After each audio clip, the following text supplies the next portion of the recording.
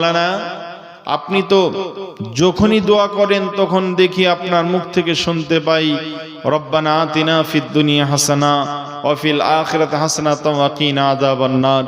পাশাপাশি আপনার মুখ থেকে এটা জানতে চাই আপনি আপনার পরিবারের জন্য কি দোয়া করেন। তখন উনি বলছেন, যখনই আমি আল্লাহর কাছে মোনাজাত করি, রাতে একা হোক বা কোনো মানুষের সামনে হোক, আমি যখন আল্লাহর কাছে চাই তখন ছেলে মেয়ের জন্য দোয়া করি, রব্বি হাবলি মিনাস সলিহিন। এই দোয়াটা আমি সন্তানের জন্য করি। তখন মুসল্লিগণের মধ্য থেকে একজন শিক্ষিত মুসল্লি উনি জিজ্ঞাসা করছেন, ইমাম সাহেব, আপনি যে কথাটা বললেন রব্বি হাবলি মিনাস সলিহিন, এর অর্থ কি? বলছে আমি জানি না।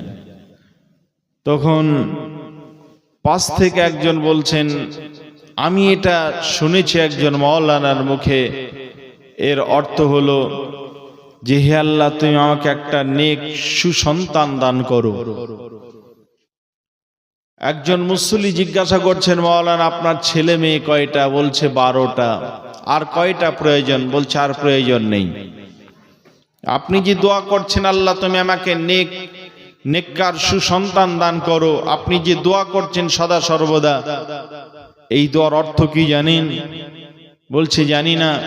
বলছে এর অর্থ হলো আল্লাহ তুমি আমাকে একটা নেককার সুসন্তান দান করো। ইমাম সাহেব বলছেন, এই দোয়ার অর্থ যদি এই আগে যদি জানতাম, আজ থেকে 8 বছর আগে এটা আমি বন্ধ করে দিতাম। কারণ আমার তো অনেক ছেলে মেয়ের তো প্রয়োজন নেই। আপনাদেরকে বলতে চাচ্ছি, এটা হাসির খোরাকি নয়।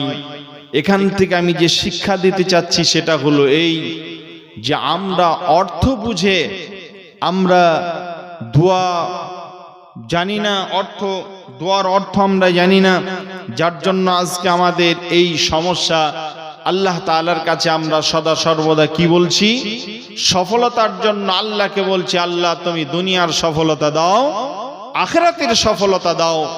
এই কথা বলতে গিয়ে আমরা আল্লাহকে বললাম রব্বানা আতিনা ফিদ দুনিয়া, আর দুনিয়ার হাসানা চাইলাম আল্লাহর কাছে। আমরা দুনিয়াতে সফলতা চাইলাম। আপন জায়গায় দাঁড়িয়ে দুনিয়াতে একজন মানুষ প্রতিষ্ঠিত হতে গেলে পারে যা যা প্রয়োজন সবকিছু আল্লাহর কাছে চেয়ে নিলাম। আল্লাহ এর পরে বলছেন ওয়াফিল আখিরাতি হাসানা, আর আখিরাতের হাসানাও আমরা পাশাপাশি চেয়ে নিচ্ছি। আল্লাহকে বলছে আল্লাহ মরার পরে যে জগৎটা, ওই জগৎটার নাম হলো আখিরাত। ওই জগতেও যেন আমরা শান্তি পাই, সুস্থি পাই, আমরা যেন ওই জগৎটাতেও সাকসেস হতে পারি, সফল হতে পারি। এজন্য তোমার কাছে আমরা বেশি বেশি ফরিয়াদ করছি। আখিরাতের জগৎ। আল্লাহ রাব্বুল আলামিনের নবীর কাছে একজন সাহাবী এসে বলছেন, ইয়া রাসূলুল্লাহ, হে নবী, আমরা আপনার কাছে জানতে চাই আখিরাতের জগৎ কোন জগৎটা? আমি যদি এখন আখিরাতের জগতে যেতে চাই, আমি কি আখিরাতের জগতে পৌঁছাতে পারবো?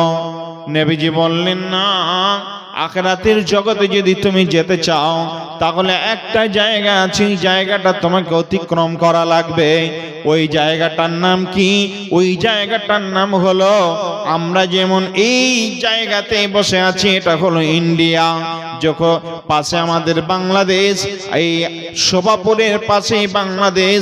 আমরা যদি বাংলাদেশ যেতে চাই, বর্ডার যেই দিকে আছে, যেই দিক দিয়ে মানুষ আসা যাওয়া করে, ওই দিক দিয়ে যদি আমরা যেতে চাই, বাংলাদেশে পৌঁছাতে চাই, তাহলে একটা জায়গা আছে, ওই জায়গাটার নাম হলো 0 পয়েন্ট। 0 পয়েন্ট ক্রস করতে হবে। 0 পয়েন্ট ক্রস করে ইন্ডিয়া থেকে ভারত আপনার বাংলাদেশ যাওয়া যাবে। আবার বাংলাদেশের কোনো মানুষ যদি ইন্ডিয়াতে আসতে চায়, ওই মানুষটাকেও 0 পয়েন্টটা ক্রস করতে হবে। ঠিক একইভাবে আমার রব বলছেন, শোনো, যদি তোমরা আখিরাতের জগতে যেতে চাও, দুনিয়ার জগতে আছো, আখিরাতের জগতে যদি যেতে চাও, তাহলে তোমাদেরকে 0 পয়েন্টের মতো মৌল মওত নামক 0 পয়েন্টটা ক্রস করতে হবে। মওত নামক 0 পয়েন্ট যদি ক্রস করতে না পারো তাহলে আখিরাতের জগতে তোমরা পৌঁছাতে পারবে না, পারবে না, পারবে না। যতক্ষণ মওত না হচ্ছে ততক্ষণ পর্যন্ত আমরা মৃত্যুবরণ না করা পর্যন্ত আখিরাতে পৌঁছাতে পারবো না। আজকে আগের দিনে মুদিখানার দোকানে যদি যেতাম বা কোনো মানুষ যদি যেত, এখন আর নেই, ওটা আগে ছিল। তেল কিনলে পরে একটু ফ্রি দিত, ফাও দিত না? দিত। গাল্লামাল কিনবেন আপনি, গাল্লামাল বুঝেন তো, সরষা বা এই যে সরষে উঠছে এখন, সরষে কিনছেন আপনি, ভুট্টা কিনছেন, কিনতে কিনতে 5 কুইন্টাল কিনলেন, কিছুটা ফ্রি দিয়ে দিল, ফাও। তা আজকে যারা এই জায়গায় বসবে ওদের জন্য ফাও হলো আজকের পোকা, নাকি? পোকাগুলো ফাও। জি, হা করলেও ভিতরে ঢুকে যাচ্ছে, ফ্রি মাল, খেয়ে নাও। আমি ভাবছি যে আজকে তো আর সাহারি খাবো না, পোকা খেয়েই থাকি, এটাই সাহারি হিসাবে খেয়ে নি। কি বলেন?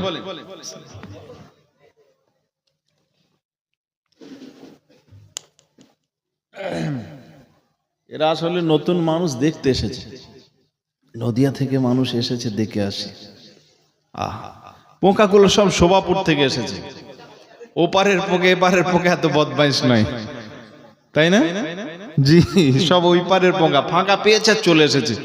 এতটা রাস্তা পার হয়ে এলো কি করে গো? এতটা নদী পার হয়ে চলে এলো। জি, তো ভাইজান, যে কথা বলছিলাম আপনাদের কাছে, আমরা আখিরাতের সফলতা আল্লাহর কাছে চাচ্ছি।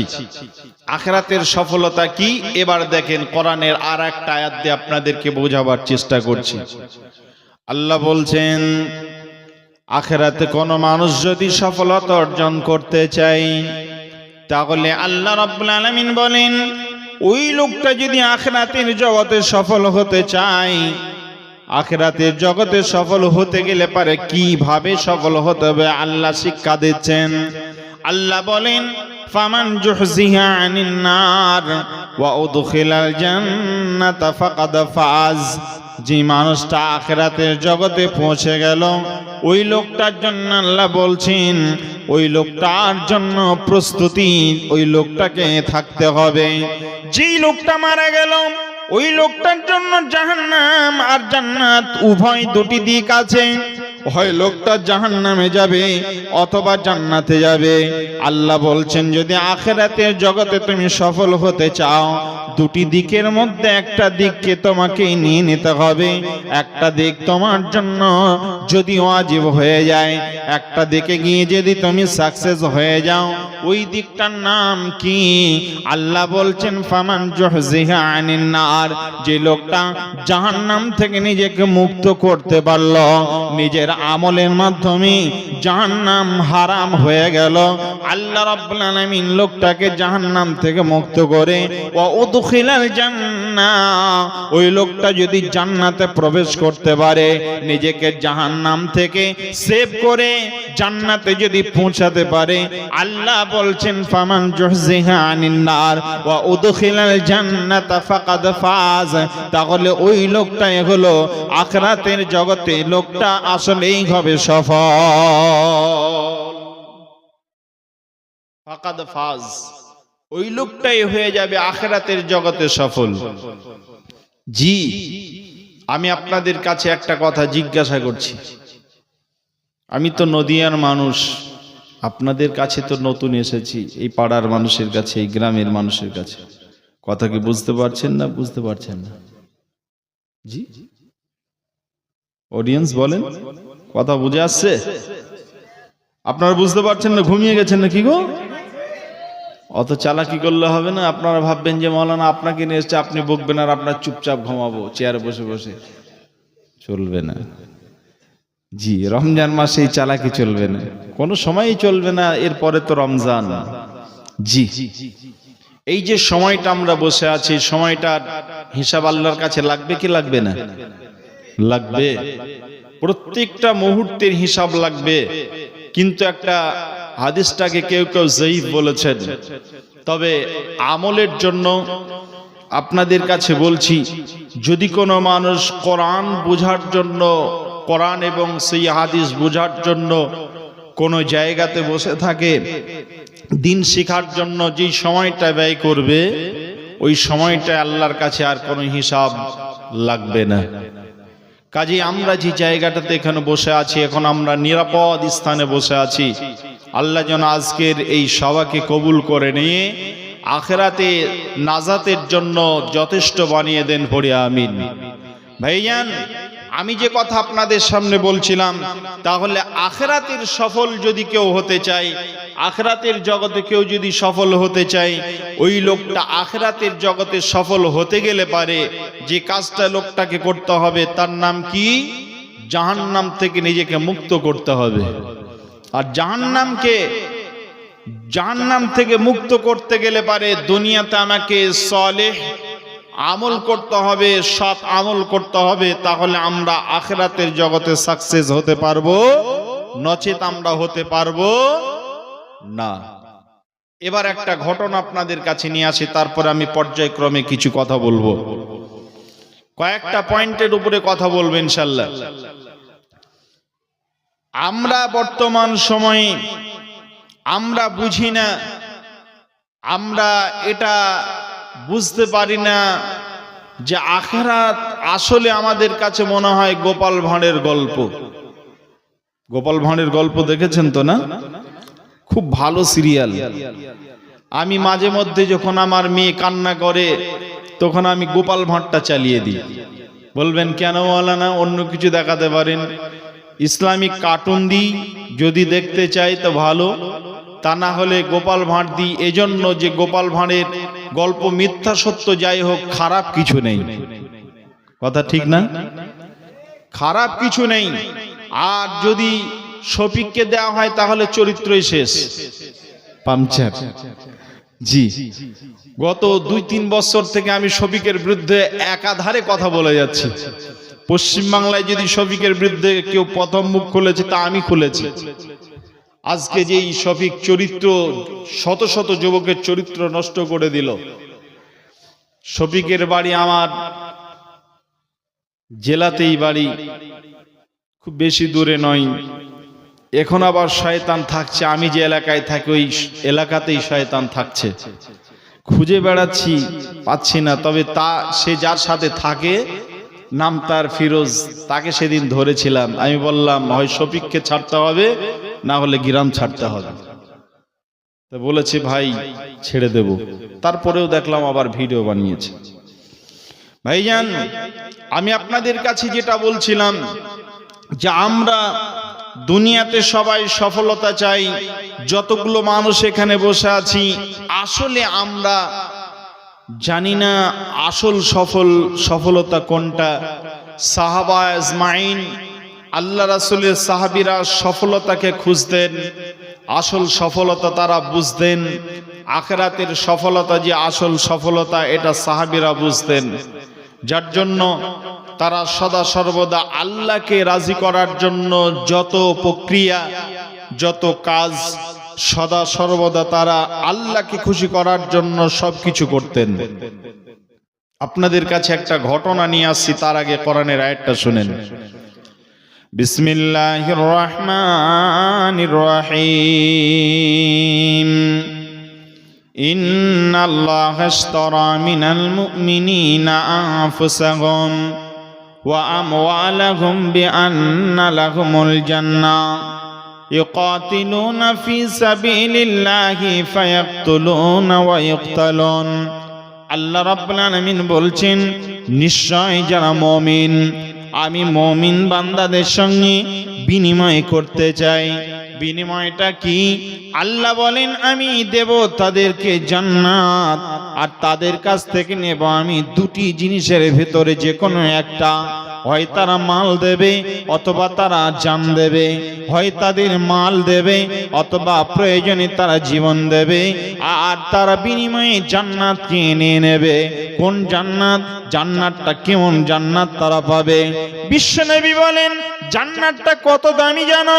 গোটা পৃথিবী এবং পৃথিবীর উপরে ভাগ এবং নিচের ভাগে যত দামি সম্পদ আছে, এই জমিনে উপরে এবং নিচে যত সম্পদ আছে, গোটা পৃথিবী সহ যদি দামি সম্পদকে বিক্রি করে দেওয়া হয় আর এর মূল্য দিয়ে জান্নাতে আল্লাহ রাব্বুল আলামিনের কাছে যদি জান্নাতে কোনো জায়গা যাওয়া হয়, আল্লাহ বলেন খায়রুম মিনাদ দুনিয়া মা ফিহা, এরপরে গোটা পৃথিবী এবং তার উপরে ভাগ নিচের ভাগ যত দামি সম্পদ আছে, সোনা এবং মুক্তা থেকে শুরু করে খনিজ দ্রব্য যত আছে, সমস্ত দামি সম্পদকে বিক্রি করে দিয়ে পৃথিবী সহ দামি সম্পদ বিক্রি করে দেওয়ার পর আল্লাহর কাছে জান্নাতে একটা ছড়ি রাখার জায়গা হবে না। আল্লাহ রাব্বুল আলামিন নবী বলেছেন খায়রুম মিনাদ দুনিয়া মা ফিহা, এর চাইতেও গোটা পৃথিবী সহ তার দামি সম্পদ, এর চাইতেও জান্নাত অতীব দামি সম্পদ। আল্লাহ বলেন খায়রুম মিনাদ দুনিয়া মা ফিহা, এর চাইতে বহু গুণে দামি জান্নাত। ওই জান্নাত আল্লাহ তাআলা মানুষকে দান করবেন। আল্লাহ বলছেন আমি প্রশস্ত জান্নাত দেব। কত প্রশস্ত জান্নাত দেবেন আল্লাহ? আল্লাহ রাব্বুল আলামিন বলেন যে জান্নাতটা আমি মানুষকে দেব, ওই জান্নাতটা কত বড় প্রশস্ত জান্নাত, আসমান আর জমিন যত প্রশস্ত, এত বড় প্রশস্ত জান্নাত আল্লাহ তাআলা দেবেন। নবীজি বলেন যে লোকটা জান্নাতে সর্বশেষ যাবে, ওই লোকটার জন্য নবীজি বলছেন গোটা পৃথিবী যত বড়, এত বড় 10 গুণ পৃথিবী নিয়ে যতটা বড় হবে, 10 গুণ পৃথিবী সহ একটা 10 গুণ পৃথিবীর সমান তাকে একটা জান্নাত দেওয়া হবে। এই জান্নাতটাই হবে সর্বশেষ জান্নাতের জন্য ছোট জান্নাত। তাহলে বড় জান্নাত যেটা, ফার্স্ট ক্লাস জান্নাত যেটা হবে, সেটা কত দামি হবে, কত বড় হবে? নবীজি বলছেন তার চোখের পলক যত দূর যাবে, চোখের পলক নয়, দ্রুতগামী যানবাহন যদি যায়, এত দ্রুতগামী যানবাহন যদি যায়, যেটা আপনার রকেট হতে পারে, আপনার জেট বিমান হতে পারে, এই বিমান যদি যায়, রকেট যদি যায়, 24 ঘন্টা রাস্তা যাবে, এরপরেও আপনার জান্নাতে একটা জায়গা থেকে আর একটা জায়গায় গিয়ে শেষ করতে পারবে না। এত বড় জান্নাত, প্রশস্ত জান্নাত ব্যক্তিকে দেওয়া হবে। আল্লাহ রাব্বুল আলামিন বলেন ওই জান্নাতের আশায় সাহাবায়ে কেরামদেরকে আল্লাহ রাসূল যখন বললেন রে আমার সাহাবীরা শোনো, আল্লাহ তাআলা মানুষের জন্য জান্নাতকে বরাদ্দ করেছেন। আল্লাহ বলছেন আমি বিনিময় করতে চাই, মুমিনদের সঙ্গে মুমিনদেরকে আমি জান্নাত দেব, আর মুমিনরা বিনিময়ে আমাকে মাল দেবে অথবা আমার রাস্তাতে তারা জীবন দিয়ে দেবে। বিশ্বনবীর জীবদ্দশায় যখন তাবুকের যুদ্ধ অনুষ্ঠিত হলো, আল্লাহ নবী তাবুকের যুদ্ধের জন্য বিশ্বনবী সাহাবীদের মাঝে বললেন রে আমার সাহাবীরা শোনো, যার কাছে যা মাল আছে তোমরা ওই মালটা আল্লাহ রাস্তায় তোমরা খরচ করার জন্য, আল্লাহ রাস্তাতে দেওয়ার জন্য আমার সামনে যে বাইতুল ফান্ড রয়েছে, এই ফান্ডে তোমরা জমা করে দাও। এই গোডাউনে নিয়ে এসে মালকে তোমরা মজুদ করে দাও, মাল এই জায়গাতে তোমরা নিয়ে এসে তোমরা ঢেলে দাও। আল্লাহর নবীর কথা মতো সাহাবীরা সবাই আপন আপন বাড়ি গেলেন। যার বাড়িতে যা ছিল, হযরত আবু বকর রাদিয়াল্লাহু তাআলা আনহুর বাড়িতে যা মাল ছিল, সমস্ত মাল নিয়ে তিনি চলে এলেন, রাসূলের দরবারে হাজির করলেন। নবীকে বললেন নবী গো, আমার বাড়িতে যা মাল ছিল সমস্ত মাল আমি নিয়ে এলাম, আমার বাড়িতে অবশিষ্ট আর কিছুই নেই। বিশ্বনবী জিজ্ঞাসা করলেন আবু বকর তোমার বাড়িতে তাহলে তুমি কি রেখে এসেছো? আবু বকর সেই দিনে জবান খুলে রাসূলের সামনে ডুকরে ডুকরে কেঁদে বলেছিলেন ইয়া রাসূলুল্লাহ, আমি আমার বাড়িতে এমন কিছু রেখে আসতে পারিনি, আল্লাহর সন্তুষ্টি আর রাসূলের সন্তুষ্টি আমার বাড়িতে রেখে এসেছি, এর বাইরে আমি কিছুই রাখতে পারিনি। আল্লাহ নবীর সামনে যখন আবু বকর মাল রেখে দিলেন, হযরতে আবু বকরের পর হযরত ওমর এলেন। ওমর বলছেন, এ রাসূলুল্লাহ, আমার বাড়িতে যত মাল ছিল, আমার যত সম্পদ রয়েছে, সমস্ত সম্পদের অর্ধেকটা আপনার দরবারে নিয়ে এসেছে। হযরত উসমান রাদিয়াল্লাহু তাআলা আনহু বললেন, নবী গো, আমি তৃতীয় ভাগ আমার সমস্ত মালের এক ভাগ আমি নিয়ে এসেছি, 3 ভাগের 1 ভাগ নিয়ে এসেছি। ইয়া রাসূলুল্লাহ, এইভাবে আব্দুর রহমান বিন আউফ এবং অন্যান্য যত সাহাবী ছিলেন, সমস্ত সাহাবীরা পুরুষদের লাইনে পুরুষেরা লাইন দিলেন, আর মহিলাদের লাইনে মহিলারা সারিবদ্ধভাবে দাঁড়িয়ে সব মালকে জমা করে দিলেন। আল্লাহর নবীর সাহাবীরা মাল জমা করার পর এবার বললেন, চলো মুতার প্রান্তে তোমাদেরকে যেতে হবে। এত দূরের রাস্তা। শুধু এটাই নয়, আল্লাহর নবীর জীবদ্দশায় খ্রিস্টানদের সঙ্গে কয়েকটা যুদ্ধ হয়েছিল। তার মধ্যে একটা যুদ্ধের নাম হলো তবুকের যুদ্ধ। তার আগে একটা যুদ্ধ হয়েছিল, ওই যুদ্ধটার নাম ছিল মুতার যুদ্ধ। আল্লাহর নবীর সাহাবীরা 30,000 সাহাবী ছিলেন, আর তাদের বিরুদ্ধে খ্রিস্টানেরা যুদ্ধ করতে এসেছিল যারা, তাদের সংখ্যা ছিল 1 থেকে 1.5 লক্ষ। আল্লাহর নবী ওই 1.5 লক্ষর মোকাবেলায় 30,000 সেনা পাঠিয়ে দিলেন। আল্লাহর নবীর সাহাবীরা ওই যুদ্ধের ময়দানে যখন গেলেন, আল্লাহর নবীর সাহাবীদের মধ্য থেকে রাসূল 3 জনকে সেনাপতি নিযুক্ত করলেন। একজনের নাম হলো যায়েদ, আর একজনের নাম হলো জাফর, আর একজনের নাম হলো আব্দুল্লাহ বিন রাওয়াহা।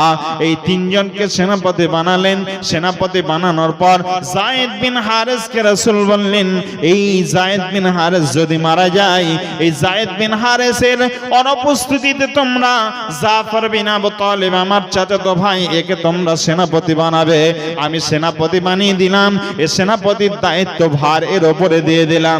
যায়েদ মারা গেলে পারে এই দায়িত্ব পালন করবে, এই হবে তোমাদের কমান্ডার, এই হবে তোমাদের নেতৃত্ব দেওয়ার একজন ব্যক্তি আমি নির্বাচন করে দিলাম। আল্লাহর নবী বললেন, জাফরের অনুপস্থিতিতে, অর্থাৎ জাফর যদি মারা যায়, এর অনুপস্থিতিতে আব্দুল্লাহ বিন রাওহা দায়িত্ব পালন করবে। আব্দুল্লাহ বিন রাওহার অনুপস্থিতিতে তোমরা 4র্থ নম্বরে কাউকে একজনকে উপযুক্ত দেখে তোমরা বানিয়ে নেবে। সাহাবীদের বুঝতে কারোর অসুবিধা হলো না, এই 3 জনের মধ্যে কেউ বেঁচে ফিরবে এটা কারোর আর বিশ্বাস নেই। আল্লাহ রাসূল যেহেতু বলেছেন নিশ্চিত এরা নির্ঘাত এই জিহাদের ময়দানে 3 জন শাহাদাত বরণ করবে, এরা ওই জায়গাতে নিহত হয়ে যাবে। 4র্থ নম্বরে যাকে বানানো হবে তার হাতে বিজয় আসবে। এটা সাহাবীরা বুঝে নিলেন। জিহাদের ময়দানে তুমুল যুদ্ধ শুরু হয়েছে। আল্লাহর নবী ভারাক্রান্ত মন নিয়ে তিনি কান্না করছেন। হযরতে ওমর আল্লাহ রাসূলের কাছে গিয়ে বলছেন, রাসূলুল্লাহ, আপনি কাঁদছেন, কি কারণে কান্না করছেন গো নবী? আল্লাহর নবী তিনি বলছেন, রে আমার সাহাবীরা শোনো, রে আবু বকর, রে ওমর, তুমি শোনো। আমার কাছে এসে যখন জিজ্ঞাসা করেছ, ওমর রে আবু বকর, হযরত ওমরকে রাসূল বলছেন, রে ওমর, আমি এই জন্য কান্না করছি, আজকের যুদ্ধ ময়দানটা সাধারণ কোন জায়গা নয়, এই ফিল্ডটা এমন একটা জায়গা আজকে খুব কঠিন দুরবস্থা মুসলমানদের হবে। তবে শুনে নাও, মুসলমানরা বিজয় নিয়ে আসবে। আল্লাহ রাসূলের এই ভারাক্রান্ত মন দেখে, রাসূলের চোখের পানি দেখে হযরতে আবু বকর, হযরত ওমর সেই দিন থাকতে না পেরে ওমর রাসূলকে খুশি করার জন্য বলছেন, রাসূলুল্লাহ, নবী গো, আমি হলাম আপনার একজন সেনাপতি, আপনার একজন সেনা, আল্লাহ রাব্বুল আলামিনের জন্য আমি জীবন দিতে এসেছি। হে রাসূল, আপনাকে খুশি করার জন্য আজকের ময়দানে যত আমরা 30,000 সাহাবী এসেছি, 30,000 সাহাবীর মধ্য থেকে আমাকে একা দায়িত্ব দেন, আমি একা দায়িত্ব পালন করতে চাই, আমি একা দায়িত্ব পালন করব। আর সমস্ত সাহাবীদেরকে আপনার কাছে তাদেরকে বসিয়ে রাখেন, আমি একাই বিজয় নিয়ে এসে আপনার কাছে আমি বিজয় প্রদান করব। আল্লাহ রাসূলের সামনে এই মনোবল দেখে, সাহাবীদের এই মনোবল দেখে, হযরতে আবু বকর ওমরের মনোবল দেখে আল্লাহ রাসূল তিনি একটু ভারাক্রান্ত মন যেটা ছিল, আল্লাহ রাসূলের চোখ দিয়ে দরদর করে পানি ঝরছে। জিজ্ঞাসা করছেন, রে ওমর, এটা কি করে তোমার পক্ষে সম্ভব? আল্লাহ নবীর সামনে সামনে সেই দিন ওমর বলেছিলেন, রাসূলুল্লাহ আপনার মুখের কথা যত মানুষ এখানে এসেছে আমাদের বিরুদ্ধে, তারা হলো ঈমান যাদের ভিতরে নেই, ওরা হলো সব মুর্দা। আর আমরা যারা ঈমান নিয়ে এসেছি, আমরা একজন যদি তাদের সামনে দাঁড়িয়ে যায়, একজন জীবিত মানুষ 1 লক্ষ নয় 1.5 লক্ষর মোকাবেলায় যথেষ্ট, তারা তো সবাই মুর্দা। আর আমি তো একা কেবলমাত্র জীবিত মানুষ একজন 1 লক্ষ 1.5 লক্ষর মোকাবেলায় দাঁড়িয়ে যাবে, এটাই তার জন্য যথেষ্ট হবে। নবী গো আপনার চিন্তার কারণ নেই, আমরা বিজয় নিয়ে আপনার কাছে ইনশাআল্লাহ ফিরে আসব, আপনি আমাদের জন্য দোয়া করতে থাকেন। আল্লাহ রাসূল তিনি দোয়া করলেন। লম্বা সময় যুদ্ধ হলো, যুদ্ধ যখন হলো লম্বা সময় ধরে সাহাবীদের জীবন গেল, অসংখ্য সাহাবীরা মারা গিয়েছিলেন। আল্লাহর নবী এবার বিজয়ী পতাকা নিয়ে রাসূলের দরবারে যখন হাজির হয়ে গেলেন, গনিমতের মাল নেওয়া হলো। এবার সাহাবীরা মাল নিয়ে বাড়ির দিকে রওনা হবেন। এমন সময় বিশ্বনবী বলছেন, কয়টা সাহাবী মারা গেছে দেখো, কয়জন সাহাবী জীবন দিয়ে তাদের এই জায়গাতে শহীদ হয়ে গেছে, আজকের এই ময়দানে শহীদ হয়ে গেছে যারা, তাদেরকে তোমরা নিয়ে এসো। বিশ্বনবী আমার তাদের জানাজা দিলেন, এরপরে তাদেরকে একত্রিত করলেন। একত্রিত করার পর তাদেরকে ওই জায়গাতে দাফন করে দিলেন। বিশ্বনবী বললেন, শোনো আজকের এই ময়দানে যারা মারা গেছে তাদেরকে এই জায়গাতে রেখে যেতে হবে, কারণ শহীদদের বৈশিষ্ট্য হলো যেই জায়গাতে তারা মারা যাবে ওই জায়গাতে বিনা গোসলে ওই জায়গাতে তাদেরকে দাফন করে যেতে হবে। এটা হলো শহীদদের খাস মর্যাদা। অতএব বিশ্বনবীর সাহাবীদের মধ্য থেকে যারা মারা গেলেন তাদেরকে ওই জায়গাতে দাফন করে দেওয়া হলো। আল্লাহর নবী যেমন বদরের যুদ্ধে যারা মারা গিয়েছিলেন 14 জন সাহাবী, তাদের ওই জায়গাতে তাদেরকে দাফন করা হয়েছে। আজকে গভর্নমেন্ট তাদের এই জায়গাটা ঘিরে রেখেছে, তাদের কবরের ওই গোরস্থানটা ঘিরে রেখেছে। উহুদের যুদ্ধে আল্লাহ রাসূলের 70 জন সাহাবী মারা গিয়েছিলেন, ওই 70 জন সাহাবীকে দুটো কবরে গণকবর দেওয়া হয়েছিল। আল্লাহ রাসূলের দুটো জায়গাতে সাহাবীদেরকে কবরস্থ করা হয়েছে, একটাতে অল্প আর একটাতে বেশি, দুটো জায়গাতে কবরস্থ করা হয়েছে। যে জায়গায় মারা যাবে ওই জায়গাতে শহীদদের লাশ রেখে আসতে হবে, এটা হলো আল্লাহর নির্দেশ, এটা হলো ইসলামের নির্দেশ। অতএব ওই জায়গাতে বিশ্বনবীর সাহাবীদেরকে রেখে এবার নবী আমার মদিনার দিকে যেতে শুরু করলেন। মদিনার দিকে যখন যাচ্ছেন, যত মদিনা কাছে আসছে তত নবীজির চোখ দিয়ে যেন পানি ঝরঝর করে ঝরে পড়ছে। হযরত আবু বকর আছেন রাসূলের পাশে, হযরত ওমর আছেন রাসূলের পাশে, উসমান আলী এরা সবাই আছেন রাসূলের পাশে। জিজ্ঞাসা করছেন, রাসূলুল্লাহ আমরা জীবন দিয়ে আপনার সম্মানার্থে ইসলামকে প্রতিষ্ঠিত করতে, ইয়া রাসূলুল্লাহ আমরা এত পরিশ্রম করলাম আপনাকে খুশি করার জন্য, আমরা বহু সাহাবীকে হারিয়েছি, আমাদের বহু ভাইকে হারিয়েছি। কেউ বলছেন, রাসূলুল্লাহ আমার ভাইকে ওই জায়গাতে রেখে এলাম, আমি কি করে বাড়ি ফিরব। আর একজন বলছেন, রাসূলুল্লাহ আমার বাপকে ওই জায়গাতে রেখে এলাম, এখন আমার মায়ের সামনে কি করে দাঁড়াবো।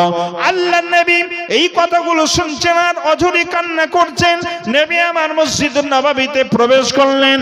মসজিদে নববীতে প্রবেশ করার পর বিশ্বনবীর সাহাবীদের মধ্য থেকে একজনকে এলান করার জন্য আগে পাঠিয়ে দেওয়া হয়েছিল, যাও যাও মদিনাতে গিয়ে খবরটা পৌঁছে দাও যে সাহাবীরা তারা যুদ্ধের ময়দান ছেড়ে বাড়ি ফিরছে, এই খবরটা পৌঁছে দাও। যাদের স্ত্রী রয়েছে বাড়িতে, স্বামী চলে এসেছে জিহাদের ময়দানে, তাদের স্ত্রীরা পরিপাটি হয়ে সুন্দর করে সেজে গুজে বসে থাকবে স্বামীকে খুশি করার জন্য। যাদের ছোট্ট ছোট্ট বাচ্চা রেখে এসেছে, ওই বাচ্চাগুলো সুন্দর করে তাদেরকে পরিপাটি করে সাজিয়ে দেবে বাপের কোলে চাপে দেওয়ার জন্য, বাপের আদর নেওয়ার জন্য। এই খবরটা আল্লাহ রাসূলের একজন সাহাবী যখন পৌঁছে দিলেন, সঙ্গে সঙ্গে সবাই প্রস্তুত হয়ে গেল। আল্লাহ নবী সাহাবীদের নিয়ে মসজিদুন নববীতে আল্লাহর নবী প্রবেশ করেছেন। এমন সময় বিশ্ব নবীর সাহাবীদের মধ্য থেকে যে সাহাবীরা ওই যুদ্ধের ময়দানে গিয়েছিলেন ছোট্ট বাচ্চা রেখে, ওই বাচ্চাগুলো তারা গুটি পায়ে মসজিদুন নববীর সামনে এসে হাজির। যাদের বাপ ছিল ওই বাপগুলোর সামনে এসে তারা হাজির হয়ে গেল। আব্দুল্লাহ তার বাপকে ডেকে বলল, আব্বা আমি আপনার সন্তান চলে এসেছি। আব্দুর রহমান ডাক দি তার বাপের কোলে চেপে গেল। আব্দুল্লাহ তার বাপের কোলে চেপে গেল, ওয়ালিদ তার বাপের কোলে চেপে গেল, খালিদ তার বাপের কোলে চেপে গেল। আপন আপন বাচ্চা যারা ওই জিহাদের ময়দান থেকে গাজী হয়ে ফিরে এসেছে, ওই সাহাবীরা সবাই আপন আপন বাচ্চাকে কোলে নিল। যাদের বাচ্চা ছিল তাদের বাচ্চাকে কোলে নিল, আদর করতে করতে বাড়ি চলে গেল। কিন্তু ওই জায়গাতে কিছু অবশিষ্ট সন্তান থেকে গেল। ওই বাচ্চাগুলো তারা অঝরে কান্না করছে রাসূলের সামনে দাঁড়িয়ে।